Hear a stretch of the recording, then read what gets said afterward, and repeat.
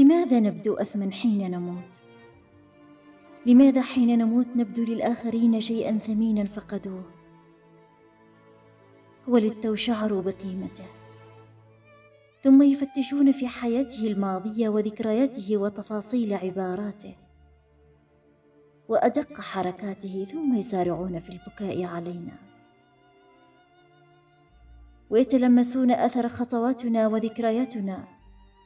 لم يكن شيئا عسيرا إن فعلوا ذلك ونحن أحياء، أن يبوحوا لنا بحبهم، أن يشعروا بالندم حيال أخطائهم وخيباتهم المتكررة.